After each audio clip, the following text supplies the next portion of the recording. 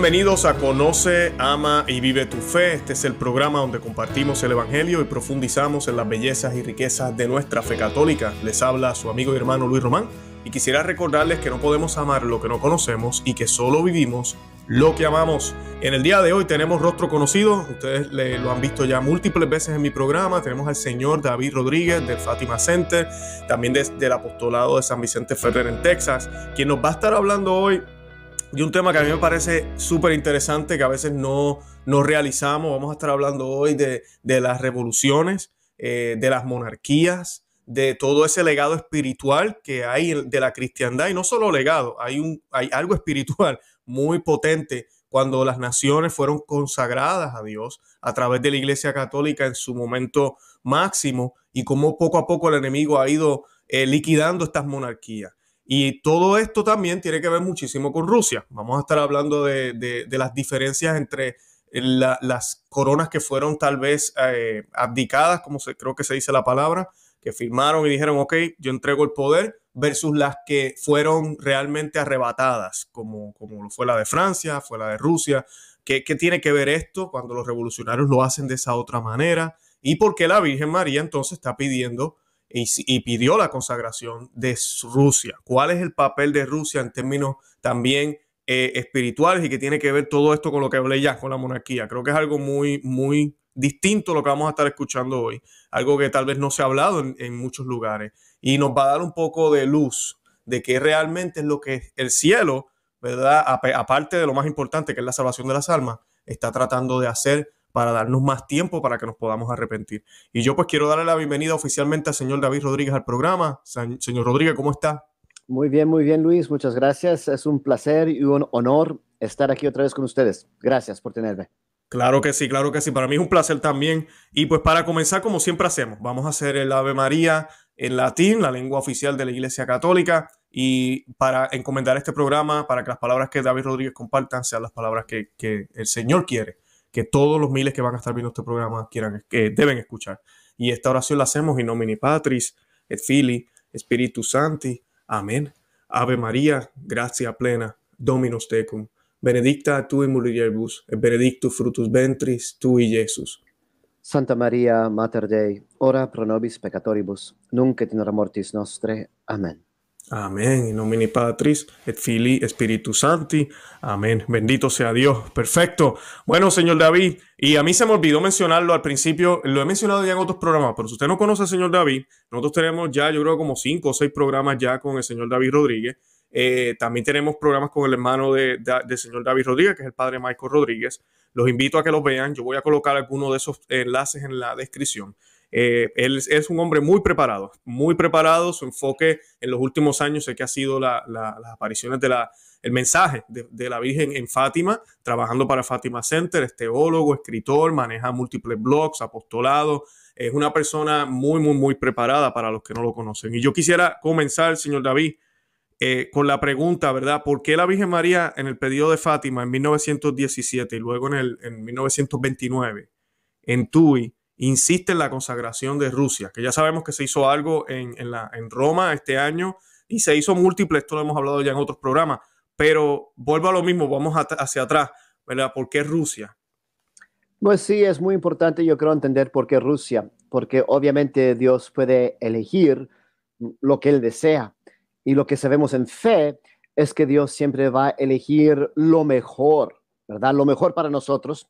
Y también cuando nosotros caemos en la desobediencia, por decir, castigo que Dios nos da, realmente yo diría, no, ni lo debemos de ver como castigo en la forma negativa, sino una forma más positiva, porque al mismo tiempo es como la solución. Es como si hay un veneno y tú necesitas la antidota, ¿verdad? Entonces, así, y lo vemos en Edén, cuando Adán y Eva cayeron por primera vez nuestros padres, la solución que Dios les trae, no quiero meterme en un análisis de Génesis ahorita, pero nomás digo que el castigo, otra vez, que Dios les da, realmente es la única forma para corregir el mal y la debilidad, y precisamente donde ellos cayeron, ¿verdad? Por ejemplo, la mujer no obedeció al hombre, la hombre no la protegió, entonces ahora el hombre tiene que amar a su mujer más que él ama a sí mismo y ella se tiene que morir por ella en la cruz, que es lo que Jesús hace, ¿verdad?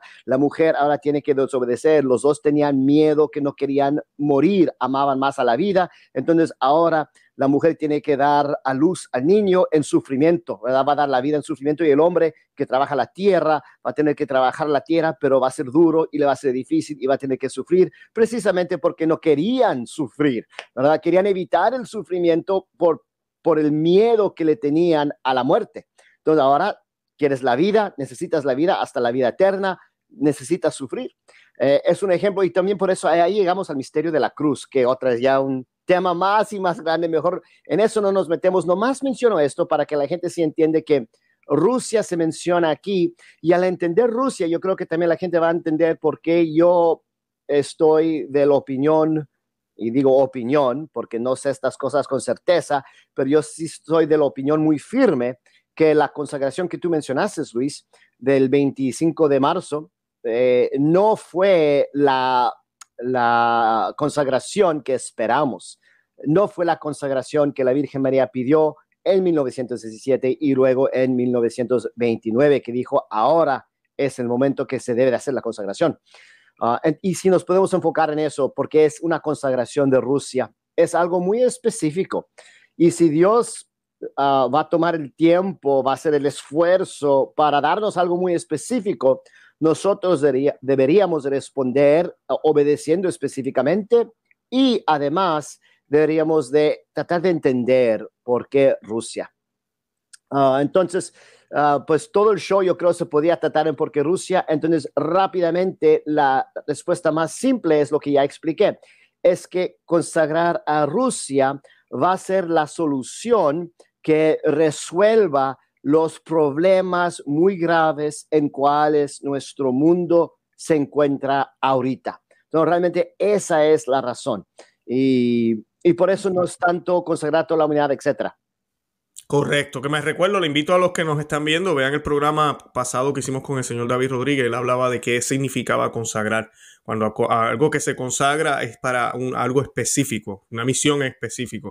Y de eso quería hablar porque Rusia fue una de las últimas monarquías, ¿verdad? En un nuevo orden mundial que hubo hace, podríamos decir, 3 siglos, podríamos decir que vemos o más. Comenzamos a ver estos movimientos.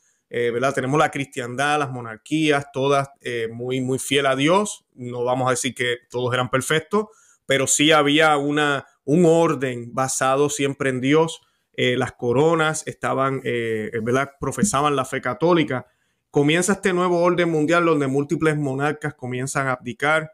Algunos fueron ejecutados. Tenemos las famosas revoluciones que estudiamos a veces en las escuelas, no muy bien estudiadas, ¿verdad? Pero lo vemos ahí. ¿Cuál es la diferencia entre los que por acuerdo cedieron el poder y los que fueron ejecutados? ¿Nos podrías dar ejemplos? Y luego tal vez hablar de Rusia. Pues sí, un ejemplo sería simplemente, siempre hay autoridad legítima y Dios va a honrar la autoridad legítima.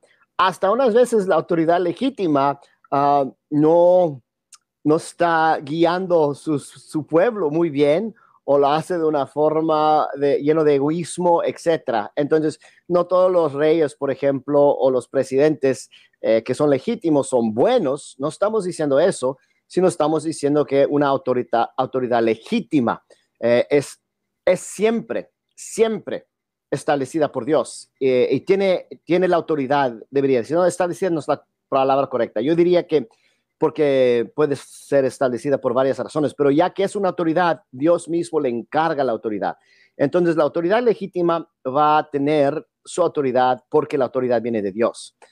Eso es, por ejemplo, un error gravísimo de la democracia, ¿verdad? Yo vivo aquí en los Estados Unidos. Es un error promovido de la Revolución Francesa, de muchos de los pensadores que vinieron antes de la Revolución Francesa, pero también está bien enraizada, metidita en mi país.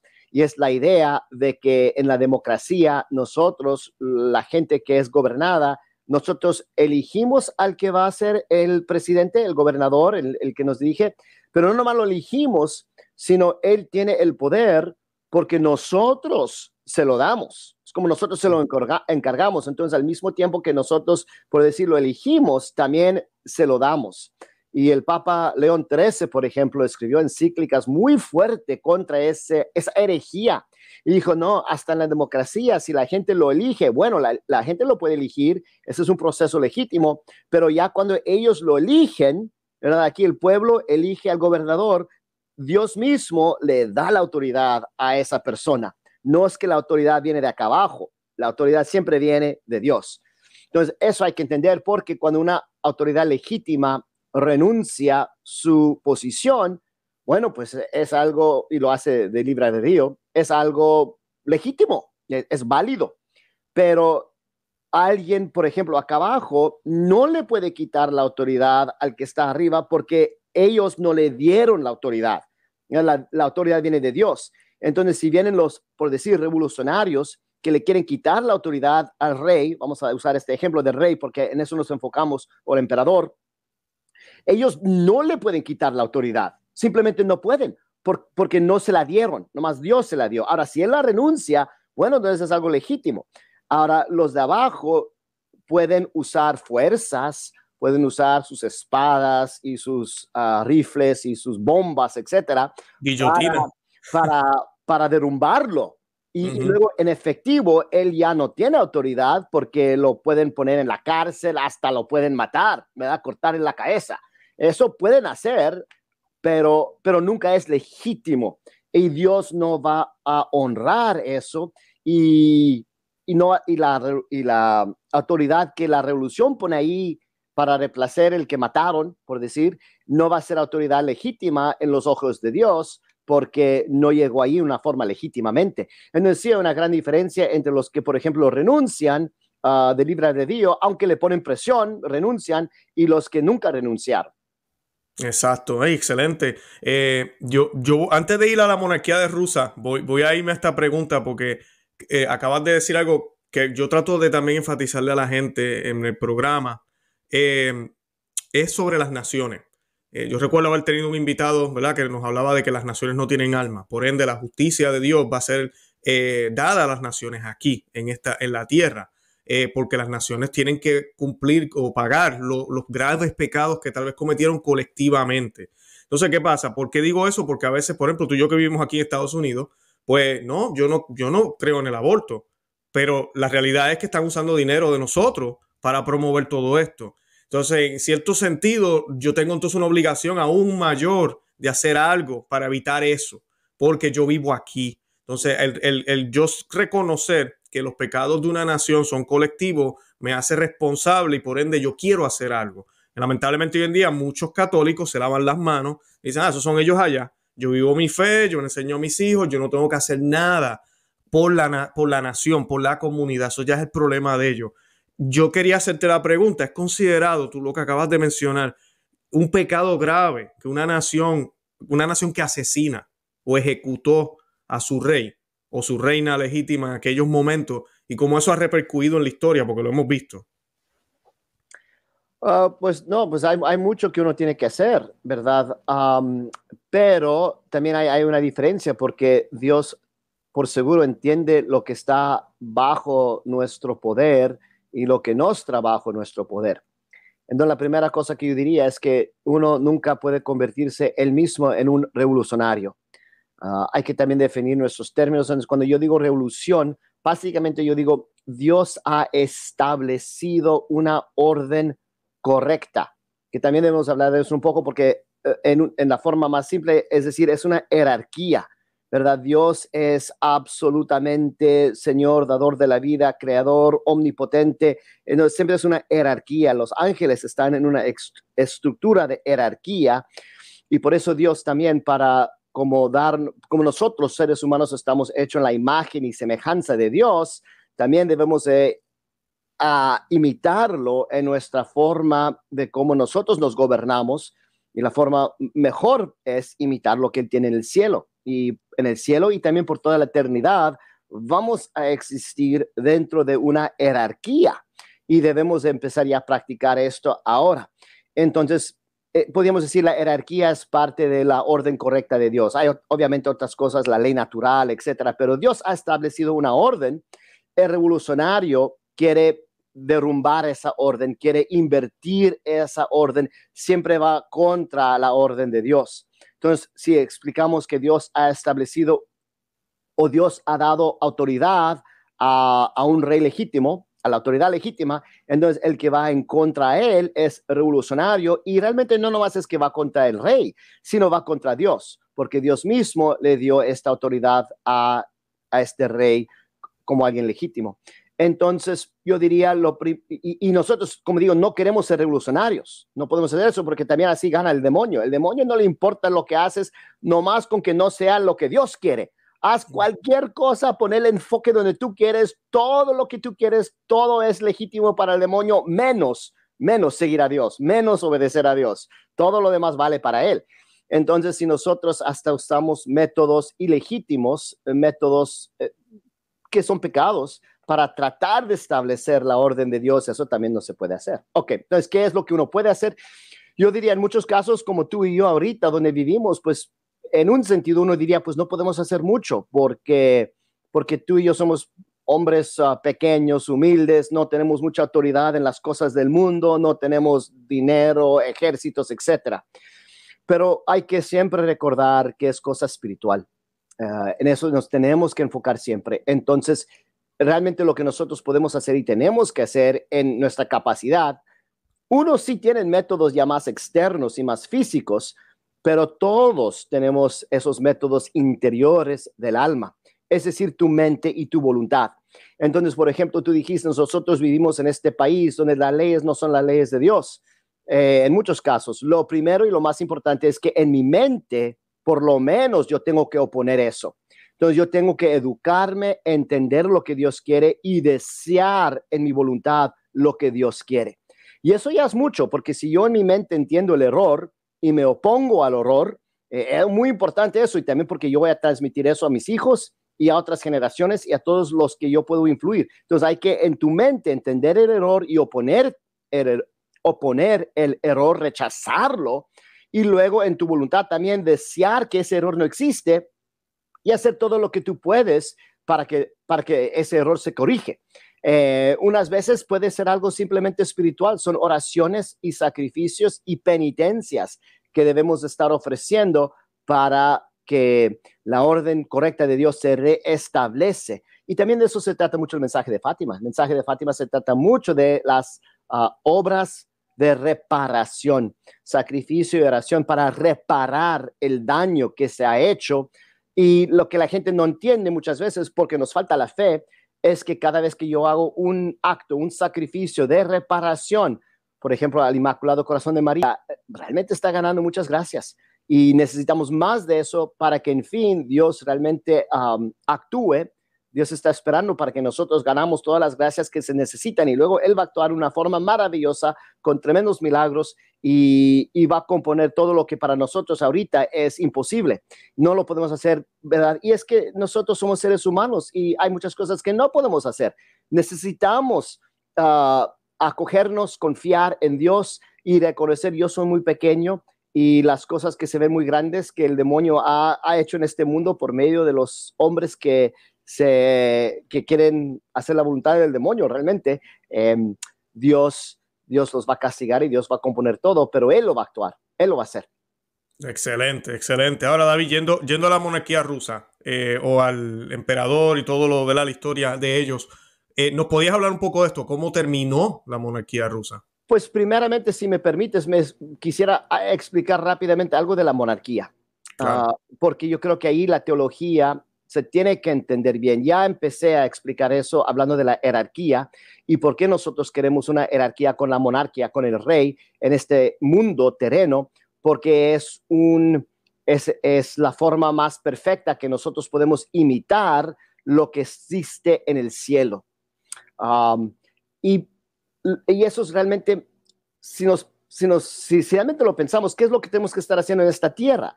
En esta tierra, como decimos en el Padre Nuestro, hágase tu voluntad en la tierra, así como en el cielo.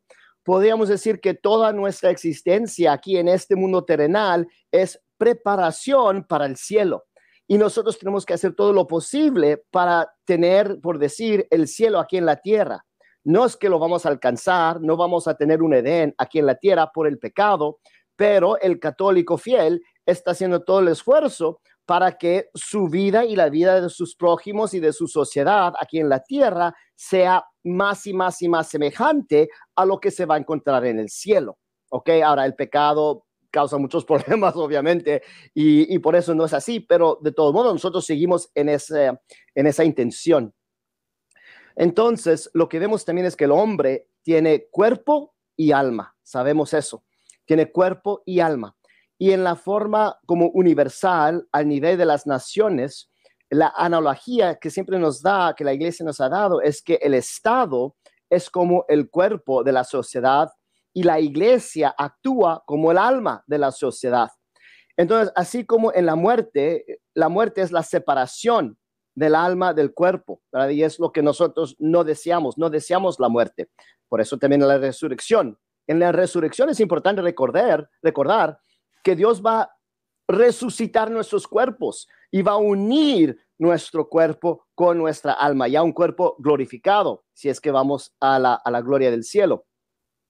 Y entendiendo eso, reconocemos que la intención de Dios es que tú y yo, que somos seres humanos, siempre vamos a existir por la eternidad, un cuerpo y alma unido.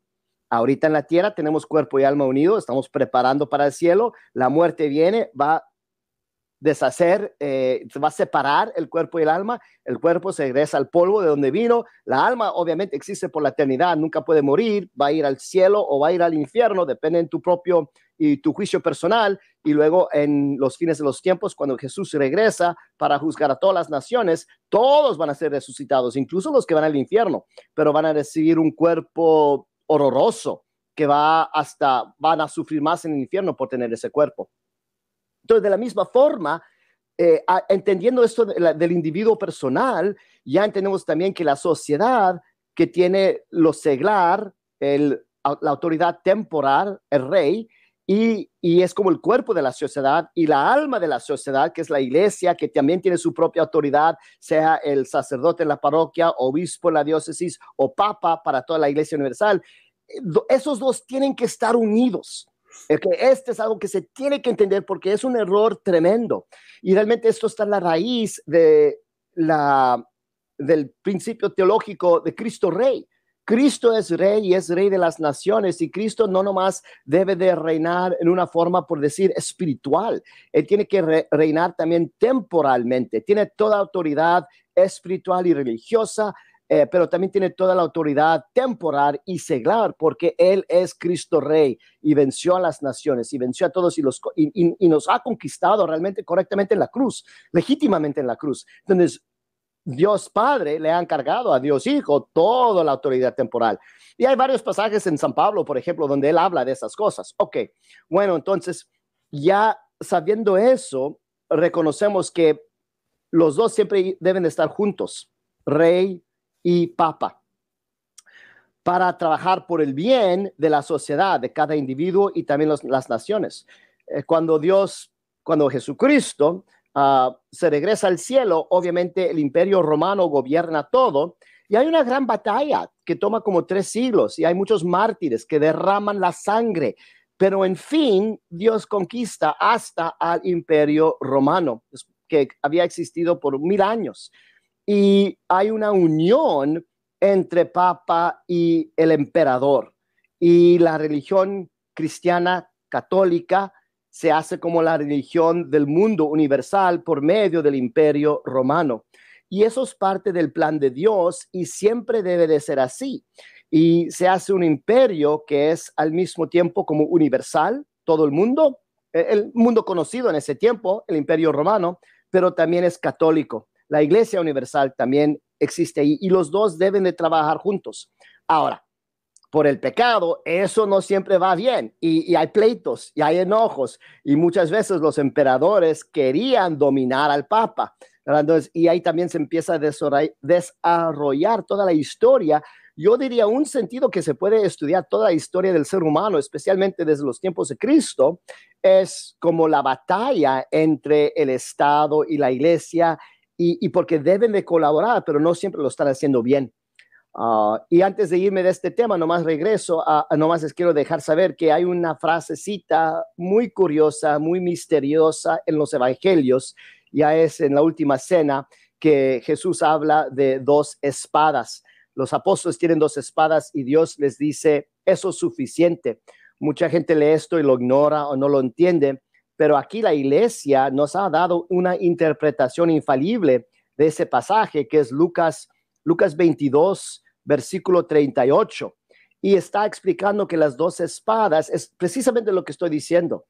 Una espada es el poder temporal, poder del rey, seglar, y la otra espada es el poder de la iglesia, es el poder, por decir, espiritual, y que las dos juntadas son suficientes. Es lo que Jesús está explicando. Y aquí entonces, en el momento de que él ya va a morir, en la última noche de su vida, les está dando también esta enseñanza, por decir, la enseñanza de Cristo Rey, de unión de rey y de papa, lo que se va a tener que desarrollar en su reino, que se debe de establecer aquí en este mundo. No que se hizo de una forma perfecta, pero por lo menos llegamos a un momento en la historia donde sí había una unión entre los reyes cristianos y el Papa y la iglesia, y colaboraban juntos. Y realmente eso es como se debe de hacer.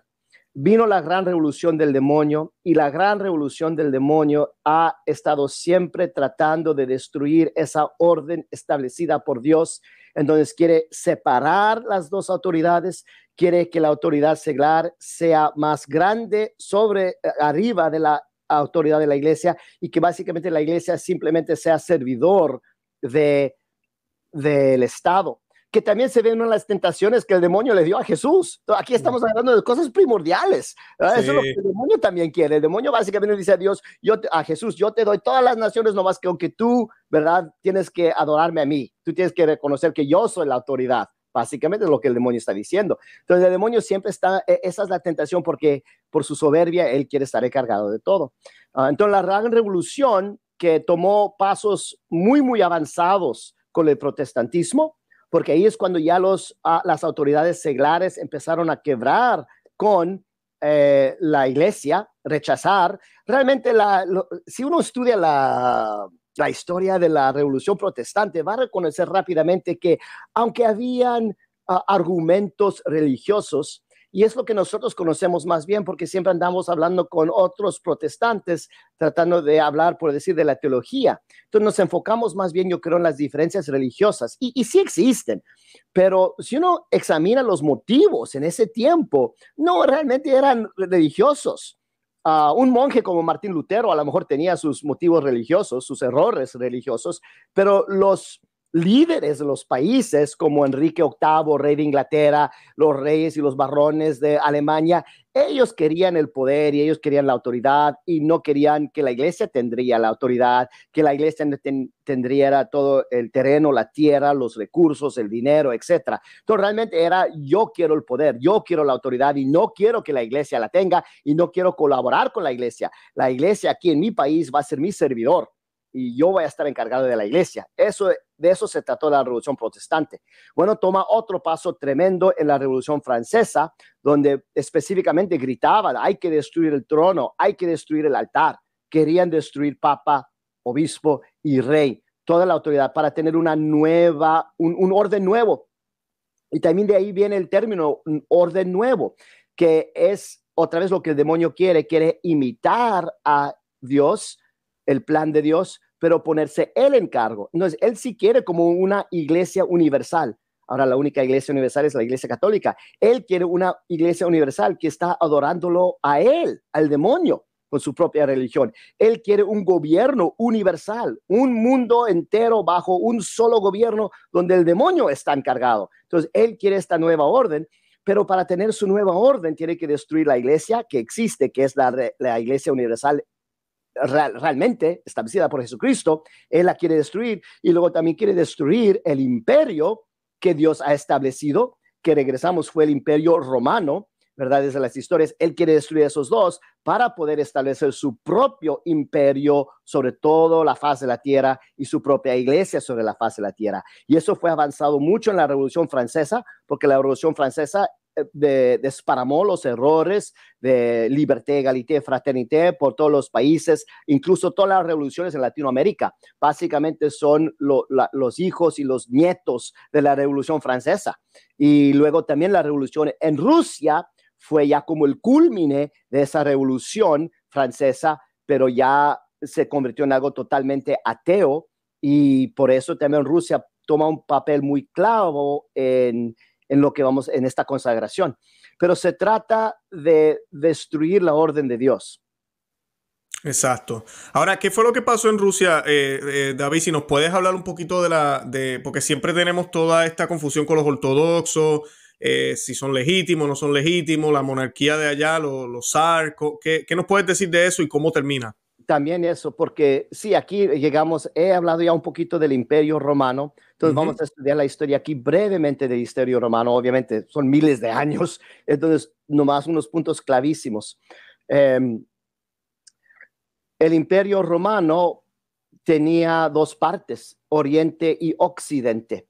Entonces, porque nomás para darle el enfoque, vamos a tratar de explicar la frase de la Virgen que dice los errores de Rusia. Porque cuando hablamos de los errores de Rusia, la Virgen María usa sus términos muy específicos, y obviamente mucha gente sabe el comunismo es error de Rusia, y también hay muchos otros errores. Podríamos hablar de eso, no sé si lo hemos ya tratado en otro show, pero el error original de Rusia, y a eso vamos, es apartarse de la Iglesia Católica y cometer la cisma, ¿ok? Eso es y es error, como podemos ver, espiritual, pero también va a tener un efecto temporal, porque como dijimos ya, el Estado y la Iglesia deben estar unidas, y en separarte de la Iglesia es como una muerte. Entonces, ese es el error original de Rusia. Y cuando la Virgen María habla de los errores de Rusia, está hablando de eso principalmente como el error primordial, que ya a través de muchos años en la historia, pues empiezan a crecer y crecer y crecer muchos otros errores. Pero la semilla del error es esta división donde ellos se apartaron de la única iglesia de Cristo. Tenemos Oriente y Occidente, estas dos partes de la iglesia. El Papa obviamente está en Roma, entonces él representa como el cristianismo occidente. Bajo el Imperio Romano existen las dos partes. El Imperio Romano se va dividiendo en dos, aunque colaboraban juntos. Los bárbaros entonces vienen más o menos en el año 400 por ahí, cuando vive San Agustín. Los bárbaros destruyeron al imperio en el occidente, pero permaneció en el oriente, los griegos o el imperio bizantino. Y ese imperio sigue por otros 1000 años después, ¿verdad? Roma, el año que dan es como 467, 70, por ahí, es cuando cayó Roma, es como dicen. No es algo preciso porque fue un proceso largo, pero por tener un año, 470 es bueno. Pues el imperio griego bizantino, que también es imperio romano, no cayó hasta 1456. Por eso digo 1000 años después. Y fue por los musulmanes, herejes también, que destruyeron ese imperio. Pero el imperio romano no paró de existir. ¿Por qué? Porque para tener un emperador, lo que realmente se necesita es que hay un rey y el papa lo corona emperador. ¿Okay? Eso es lo clave. Para tener emperador, el papa, o por decir, la autoridad religiosa lo va a coronar. Otra vez ahí vemos esa unión entre los dos, que para tener emperador necesitas la autoridad seglar, el rey, y la autoridad religiosa, el papa. Bueno, pues Francia, el país de Francia fue el primer país que se convirtió al cristianismo de los bárbaros. Fue el rey Clovis, su esposa Clotilde fue una santa. Hubo un obispo muy santo, Remigius, que lo bautizó. También hubo milagros cuando lo bautizaron, lo coronaron, y él, después de una gran batalla que estaba contra los bárbaros alemanes, él ganó, pero no, iba a perder, o pensaba que iba a perder, pero este obispo y la esposa le dijeron, tienes que rezarle a Dios, al Dios verdadero. Entonces él hizo eso y tuvo una gran batalla, una gran victoria, y él pues fue fiel a su promesa y fue bautizado, y luego todos sus generales, etcétera, también fueron bautizados, y Francia se convierte a ser católica más o menos en el año 470 por ahí, o no, un poquito más después, 496. Pero el año es clave porque vemos que ya Francia se hace católica cuando básicamente Roma está cayendo a los bárbaros, y Francia va a crecer y crecer y crecer, y en fin, en el año 800, Carlos Magno va a ser coronado emperador del Imperio Santo Romano, el Santo Imperio Romano.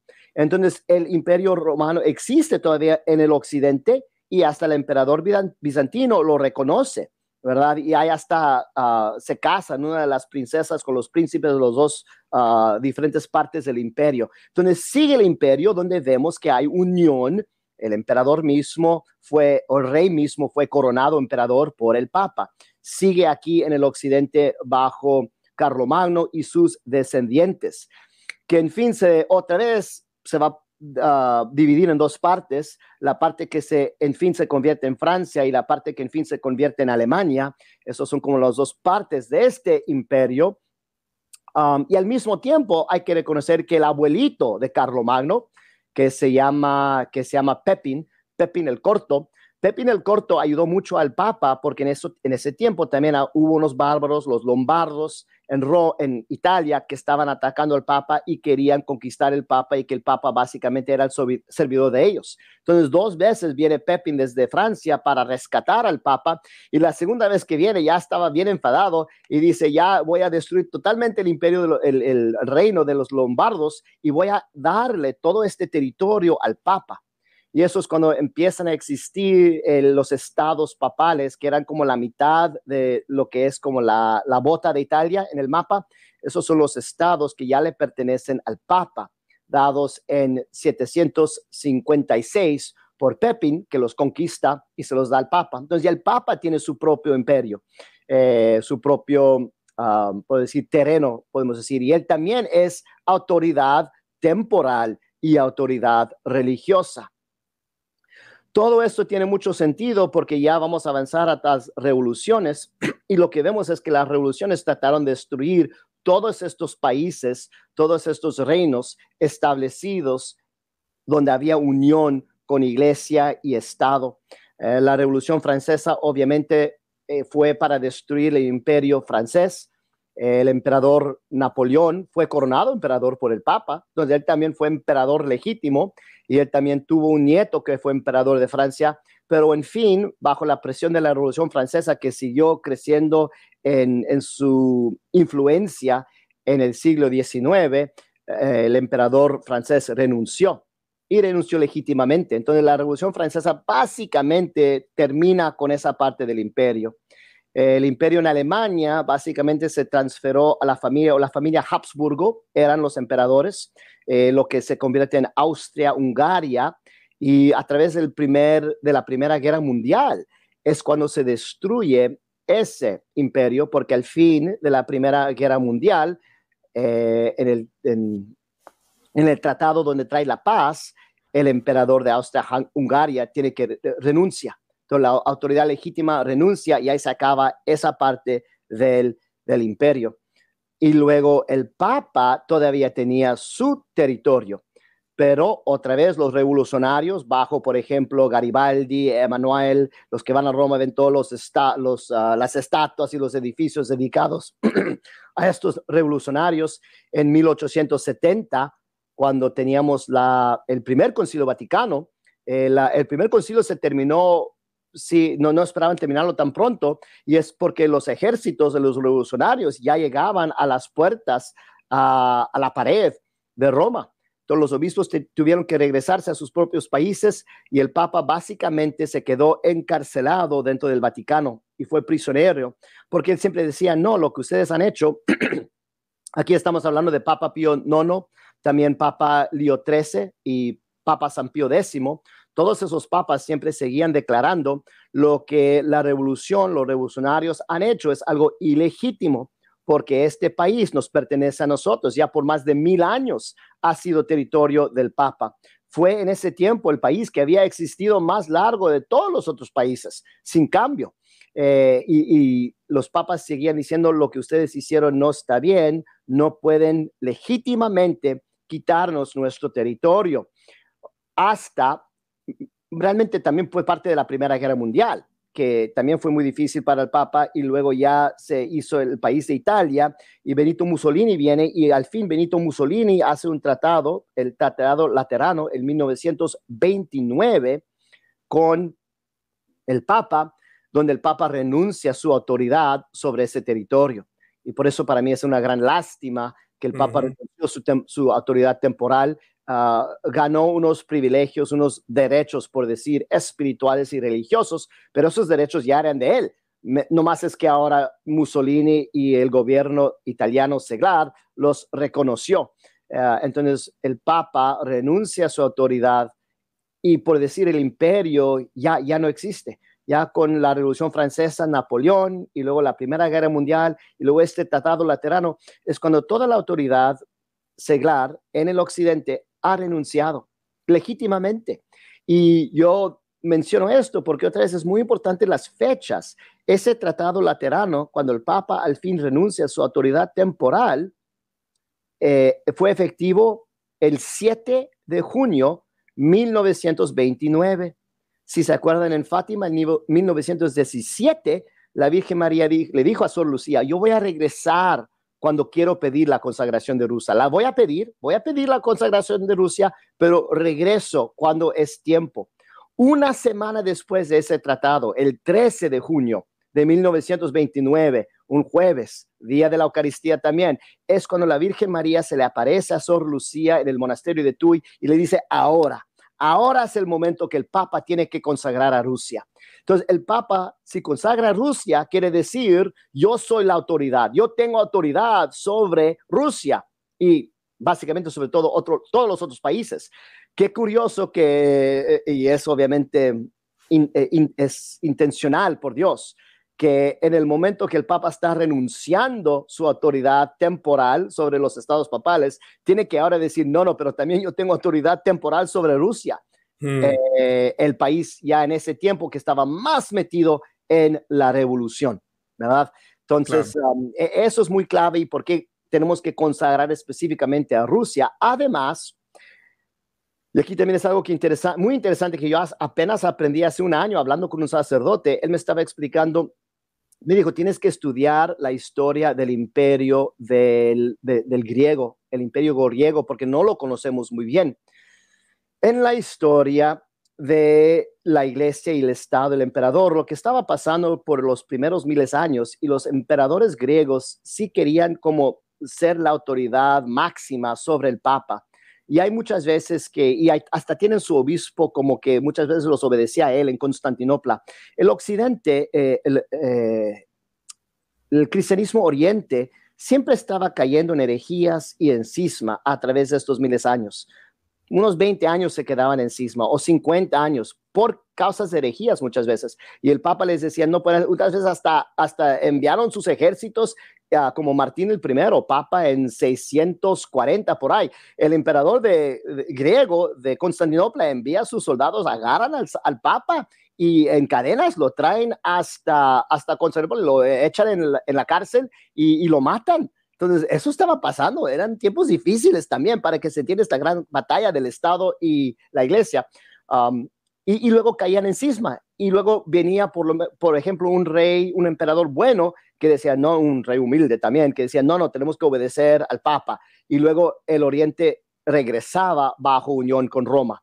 Entonces yo diría, como hay, no sé, 5, 6, 7 cismas que duran más de 20 años, unos 50 años, otros 70 años, por las herejías y iconoclasmo también, renunciar a las estatuas, también era gran herejía, pero siempre regresaban. Ahora, en 1054 es lo que se llama la gran cisma entre el Oriente y el Occidente, y la llamamos así porque básicamente desde entonces ya no han regresado. Así la gente lo entiende, pero sí regresaron también. Regresaron 2 veces en 2 concilios ecuménicos. El concilio de Lyon, creo que fue 1973, es el concilio a donde Tomás Aquino fue, también cuáles grandes santos que estaban ahí, Buenaventura en ese concilio, y el Oriente se unió otra vez con el Occidente, pero no permaneció, porque vienen otros reyes no buenos y obispos no tan buenos en el Oriente. Otra vez en el concilio de Florencia en 1444 regresan otra vez y firman y dicen: nosotros reconocemos del Oriente que estamos bajo la autoridad del Papa y que el Papa tiene el poder universal de toda la iglesia. Lo que pasó entonces es que 10 años después es cuando llegaron los musulmanes, destruyeron a Constantinopla y ya no tuvo tiempo para realmente reunificarse. ¿Okay? Los soldados, los ejércitos del occidente, españoles, franceses, ingleses, nunca llegaron a salvar a Constantinopla. Pues también los españoles no podían porque andaban en su propia batalla con los musulmanes en la reconquista de ese tiempo. Pero el occidente de Constantinopla, los griegos, realmente no tienen ese error. Lo han cometido, el error de la cisma, pero también siempre tienen la contrición y regresan. Aquí hay una gran diferencia con Rusia. Rusia nunca ha regresado y nunca ha tenido esa contrición. Entonces, ¿cuál es la historia de Rusia con el catolicismo? En 986, el emperador es santo, San Vladimir, se hizo católico y se casó con una princesa de Constantinopla, y el obispo de Constantinopla lo bautizó, y así llegó el cristianismo a todos los países de los rusos. En ese tiempo estaba establecido en Kiev. Kiev fue la ciudad principal del rey Vladimir, San Vladimir, y ellos estaban bajo los griegos. Entonces, cuando los griegos se dividieron de Roma, que nomás fue unos 50 años después, ellos también se dividieron de Roma, no realmente porque como habían pensado muy bien teológicamente lo que esto implica, sino que por costumbre ellos siempre estaban con los griegos. Pero después de los 400 años, cuando llega el concilio de Florencia y los griegos sí dicen: nosotros estamos bajo el Papa, el patriarca en Moscovia dice: no, nosotros no. Nosotros ahora somos una tercera Roma. Roma fue primer Roma, Constantinopla segunda Roma, Moscovia es tercera Roma y tiene la misma autoridad que el Papa, y el patriarca de Moscovia es el encabezado de su propia iglesia, los ortodoxos rusos, y ellos quedaron en cisma. Entonces, cuando los griegos regresaron, los rusos no regresaron. Ellos permanecieron en esa cisma y nunca han regresado. Por eso digo que quebrar con el Papa y quebrar la iglesia, el cuerpo místico de Cristo, es error de Rusia. Así la Virgen María lo llama. Y por eso en la conversión de Rusia no es bastante que regresen al cristianismo ortodoxo, porque eso no es conversión. Tienen que regresar al catolicismo auténtico, verdadero, de la única iglesia que es santa, católica, apostólica y también romana. Tienen que regresar, y de eso habla la Virgen María, y porque ven que el error es tan grave, que ese es el error espiritual. Quebraron con el Papa, pero los errores espirituales se van a manifestar en lo temporal también. Entonces ahí está el imperio. Vamos a todo lo que hemos explicado del imperio romano, porque cuando Constantinopla cayó, habían 3 hermanos. Uno de los hermanos fue el emperador. Él se llama Constantino el noveno, Palaiologos. El apellido es difícil pronunciar, es palabra griega. Y él tenía 2 hermanos, Tomás y Demetrios. Bueno, el Constantinopla, que es el monarca, a él lo matan. Los musulmanes lo mataron. Tomás y Demetrios todavía tienen sus propios como reinos, y por un tiempo el Mehmed el segundo, el musulmán, los permite sobrevivir. Tomás quería reconquistar el imperio para los católicos. Demetrios no tanto. Demetrios se hizo mucho amigo de los musulmanes, y en fin, él o su hijo se convierte a ser musulmán, y él renuncia el imperio, se los encarga libremente a los musulmanes. Tomás no. Tomás lo tuvieron que ir y atacar y matar. Entonces a Tomás lo matan, en fin, pues no lo matan a él porque destruyen su imperio. Él se escapa antes de que lo matan. Pierde la corona, no porque él le renuncia, entonces no legítima, y él se escapa a Roma y tiene una hija, la princesa Sofía, y el Papa empieza a cuidarla a ella, porque ya en Roma, llega a Roma y ahí Tomás muere. Siempre diciendo: yo soy el rey legítimo del imperio de los griegos. Entonces ahora la corona legítima se transfiere a su hija, Sofía, y el Papa está encargado de ella, y en ese tiempo el Papa decide a casarla con uno de los reyes de Rusia, ¿no? Los príncipes de Rusia, tratando otra vez a reunificar, a que Rusia regrese a parte de la iglesia. Entonces les da la princesa de los griegos y ella es ya la abuelita del emperador zar, primer emperador de Rusia. Y él también se llamaba emperador, fue coronado emperador en Rusia. Entonces ahí es el único lugar donde el imperio romano siguió.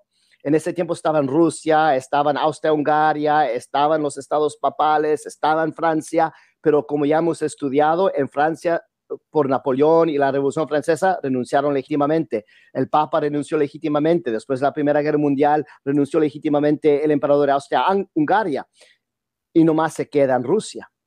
En Rusia nunca renunciaron legítimamente, sino la revolución de los comunistas que pasó en octubre 1917, entraron los comunistas bajo Lenin y después otra vez, obviamente bajo Stalin, pero entraron y mataron al zar y le quitaron por revolución la corona y destruyeron el imperio ruso. Entonces prácticamente ya no existe, pero bajo los ojos de Dios todavía existe porque ahí estaba la autoridad legítima que nunca renunció y simplemente lo mataron. Y luego cuando uno ve las fechas, ya nomás para resumir, las fechas son tan claves. Cuando aparece la Virgen María por 6 veces, la última vez con el gran milagro del sol en octubre 1917, el 13. 2 semanas después, 25 de octubre, es cuando los bolcheviques, los comunistas, entran ahí en Rusia y empiezan a conquistar y destruir el gobierno, el imperio de Rusia. Entonces está muy, muy conectado con Fátima. Y luego, como les digo, viene la Primera Guerra Mundial, que es precisamente lo que la Virgen María viene a decir. La Primera Guerra Mundial se va a acabar, yo te lo prometo, pero viene otra guerra más peor si no para de ofender a Dios. Esa Primera Guerra Mundial fue lo que ya terminó con el cristiandad, con el cristianismo como un imperio, como lo que se llama en inglés Christendom, el imperio cristiano, por decir. Ya la Primera Guerra Mundial lo destruyó totalmente y se ve notablemente con la abdicación del trono del emperador santo romano de Austria-Hungaria. Él renuncia. Y luego, poco después, bajo la presión de la revolución que va a crecer, va a florecer esta revolución, en la Segunda Guerra Mundial, con Benito Mussolini y los nazis en Alemania, el Papa renuncia. Entonces, todas estas guerras muy conectadas con Fátima están deshaciendo con todas las monarcas legítimas establecidas por Dios. Y lo que vemos es que ya el poder seglar y el poder de la iglesia ya no están unidas. Solamente se queda una semita de eso en Rusia.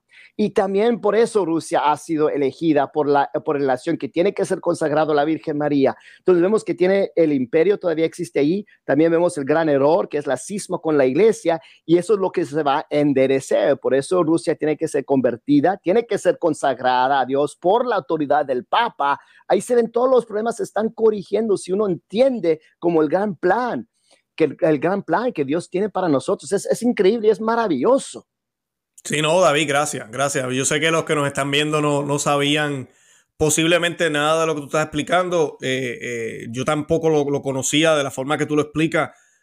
La conexión que hay con el Imperio Romano, con el Imperio Romano católico, ¿verdad? La cristiandad desde principio, cuando ya Jesús la establece y luego se van creciendo, como tú explicaste, todo lo que sucede y cómo todavía está en Rusia. Entonces, por eso es Rusia, no es... Porque a veces la gente tienden a mirar, porque Rusia se está convirtiendo ya o se va a convertir y por eso es. O porque Rusia era la mala y ahora tiene que ser el bueno. O porque simplemente pues tiraron unos dardos al cielo y Rusia, ¿verdad? ¿Por qué no Estados Unidos? A veces dicen por ahí, me han escrito a mí. Ahora están viendo por qué. Están viendo exactamente yo creo que la razón principal, además de sí, de los errores y todo lo que ha sucedido a través de Rusia, porque el demonio sabe y se trata de burlar de Dios utilizando a Rusia para regar todo esto, ¿verdad? El mundo que tenemos ahora. Y nosotros muchas veces, Luis, no conocemos esto, como tú dices, porque estamos empapados en los errores de la revolución.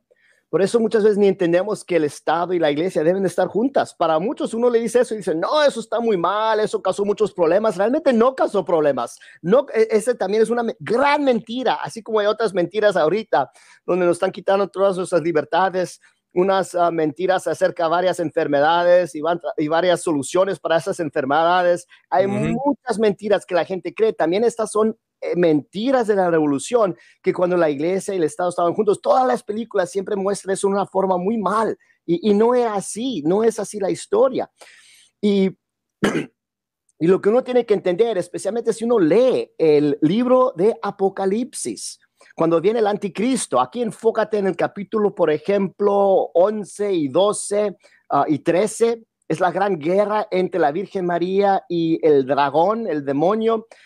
Sor Lucía, la vidente de Fátima, ella misma dijo, si quieren entender el mensaje de Fátima, lean capítulos 8 a 13. 8 a 13 del libro de Apocalipsis es todo el mensaje de Fátima. Entonces ella también nos explica. Ahí vemos el anticristo, y lo que el anticristo quiere hacer. Él viene al fin del tiempo, ¿verdad?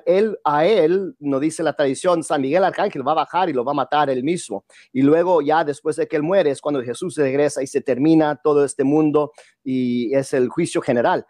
Pero el anticristo quiere establecer un gobierno que va a cubrir toda la faz de la tierra. Y es cuando hablan de cómo nadie va a poder comprar ni vender nada si no tiene el símbolo de este anticristo. Y él quiere una religión que va a cubrir toda la faz de la tierra, donde lo adoran a él. Él va a reconstruir el templo en Jerusalén, y él se va a poner ahí en mero medio de ese templo, que es el lugar reservado para Dios. Él se va a poner ahí como si él fuera Dios, y hasta va a hacer milagros, o van a ser milagros falsos, pero la gente va a pensar que él va a ser matado y resucitado. Quiere imitar los milagros de Dios, y es cuando va a querer ascender al cielo, que es cuando San Miguel Arcángel baja en el mismo monte Olivet, donde Jesús ascendió al cielo. Todo esto es al fin del tiempo. Ahorita estamos avanzando a ese punto, pero no vamos a llegar allí ahorita, porque viene el triunfo de la Virgen María, donde el mundo sí va a tener paz. Rusia se va a convertir, va a haber paz en el mundo. La Virgen María va a triunfar, va a ser el reinado del corazón inmaculado de María, el evangelio se va a proclamar a todas las naciones, el catolicismo va a estar sobre toda la faz de la tierra. Eso viene, pero ahorita estamos como en una preparación, ¿cómo se diría? Una purificación, tal vez. No, quería decir la palabra rehearsal. ¿Cómo se dice rehearsal para lo que hacen en los que... ¿Como ponernos en curso, te refieres? Básicamente la historia tiene sus ciclos, y seguimos repasando por los mismos como temas, los mismos problemas. Entonces ahorita el diablo está tratando de alcanzar lo que quiera alcanzar con el anticristo. No lo va a alcanzar ahorita, porque viene el reinado de la Virgen María, y eso se tiene que esperar más tiempo, pero va a hacer todo lo que él puede. Entonces vemos lo mismo que se va a ver en el tiempo del anticristo. Vemos que se quiere establecer una nueva orden. Vemos que se quieren destruir todas las autoridades cristianos seglares. Vemos que la iglesia se quiere destruir con una nueva iglesia, que es una iglesia que ya no tiene la teología, las doctrinas, la liturgia de la iglesia correcta. Todo eso está pasando ahorita, y se va a seguir empeorando, haciendo peor y peor y peor, hasta que consagramos a Rusia.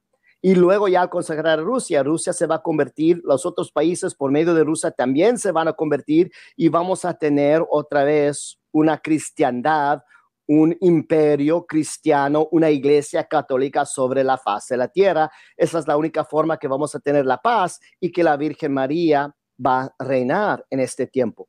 También hay profecías que viene un rey francés. Eso te iba a preguntar, ajá, ¿será posible algo así? Y también viene el gran Papa Bueno. El gran Papa Bueno va a colaborar con el rey francés. Me imagino que lo va a coronar emperador. Y yo me imagino, aquí no sé, no he encontrado la profecía, pero a mí se me hace como muy razonable que este rey francés se casa con una princesa que viene de la familia imperial de Rusia. Entonces ahí viene la corona legítima, el rey francés, porque siempre ha sido rey francés que como restaura la iglesia, como hablamos ya de Clovis, de Carlomagno, San Leo el 9, etcétera. El Papa lo va a coronar, todo eso viene ya pronto. Yo no sé cuándo, pero viene pronto. Y vamos a ver una gran restauración del catolicismo y vamos a tener otra vez la unión entre la iglesia y la autoridad temporal. Eso se necesita porque es imposible tener la paz que la Virgen María ha prometido si el Estado siempre está contra la iglesia. Si la iglesia y el Estado andan a choques, entonces no va a haber paz. Tienen que estar los dos juntos colaborando como Dios intenta. Entonces todo eso es lo que viene y sí, se va a hacer por medio de Rusia y por medio de esta consagración. Entonces después de la consagración correcta vamos a ver grandes milagros, vamos a ver la conversión de los rusos y va a salir un rey magno, gran rey de Francia, un gran papa. Eso es lo que esperamos y esas son las promesas de Fátima. Excelente, excelente, señor Rodríguez, gracias, de verdad, gracias por todo lo que nos compartió hoy. Una pena que ya se nos acabó el tiempo. Yo quería aprovechar para de una vez a compartir, el señor David Rodríguez, ¿verdad? Está apoyando el Fátima Center, también está colaborando también o tiene el Ministerio de San Vicente Ferrer. Yo los invito a toda la audiencia que me está viendo hoy a que miren los enlaces que yo voy a compartir. Tienen muchísima información en estos lugares. La gran mayoría es en inglés, pero también tienen en español. Además de eso, hacen muchísimo apostolado. Si usted está buscando a quién ayudar, está buscando, que a veces me preguntan, Luis, ¿a quién? Hoy en día no podemos ayudar a todo movimiento católico, lamentablemente, por toda esta infiltración que hay dentro de la iglesia. Buscar buenos grupos, buenos movimientos que estén defendiendo la sana doctrina de siempre, católica, en comunión con la iglesia. Les recomiendo todo lo que David Rodríguez está haciendo. Los enlaces están en la descripción. Los programas anteriores también están en la descripción para que los puedan ver, especialmente el último que hicimos de la consagración, para que puedan entender un poco más si tienen todavía algunas dudas. Y yo creo que el tema fue excelente. David, ¿algo más que quieras añadir para concluir? No, yo creo que ahorita fue suficiente, Luis. Perfecto. Bueno, pues yo le doy las gracias al señor David Rodríguez. De verdad le pido a la audiencia que oren por él, oren por su apostolado, oren por su familia y por todo lo que anda haciendo, que no es fácil hoy en estos días. Y nunca perdamos la esperanza. Creo que ese es el mensaje de hoy y de verdad que siempre tengamos la esperanza puesta en Dios y hagamos lo que tenemos que hacer, oración y penitencia, sacrificio, que fue lo que la Santísima Virgen nos pidió. Y nada, de verdad que los amamos en el amor de Cristo y Santa María, ora pro nobis. Que Dios me los bendiga. Bye bye. Amén.